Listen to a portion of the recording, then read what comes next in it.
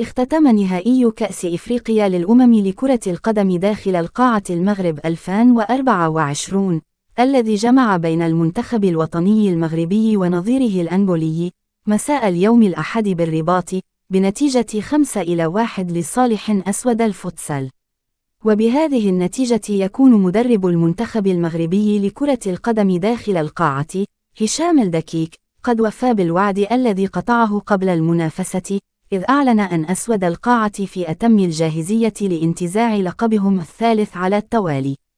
وتم إجراء المقابلة بعد انتهاء مباراة الترتيب بين المنتخبين المصري والليبي التي كانت لصالح منتخب ليبيا بركلات الترجيح، بعد انتهاء المباراة بالتعادل 2-2 لينتزع فرسان المتوسط بطاقة المشاركة في نهائيات كأس العالم إلى جانب المغرب وأنغولا.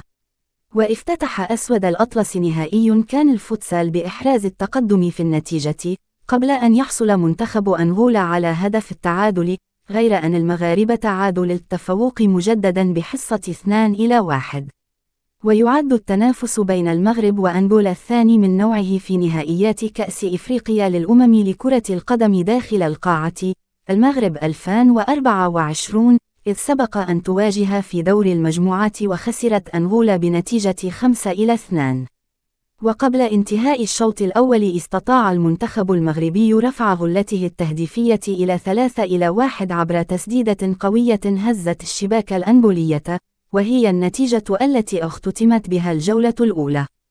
واستهلت العناصر الوطنية الشوط الثاني بإبقاء منتخب أنغولا تحت الضغط، وكان بمقدورها إضافة أهداف أخرى في وقت مبكر، لكنها كانت تفتقر إلى بعض التركيز والتوفيق أمام مرمى الخصم. واحتاج المنتخب المغربي 10 دقائق ونصف كي يكرس تفوقه في نهائي كان الفوتسال، عبر إحراز الهدف الأول في الجولة الثانية والرابع في اللقاء من خلال كرة ارتدت من القائم قبل أن تسدد لتهز الشباك. وفي الدقيقة 15 من عمر الشوط الثاني حضر هدف إضافي لصالح المنتخب الوطني المغربي، لتنطلق صيحات الجماهير المحتفلة بوصول النتيجة النهائية إلى 5-1.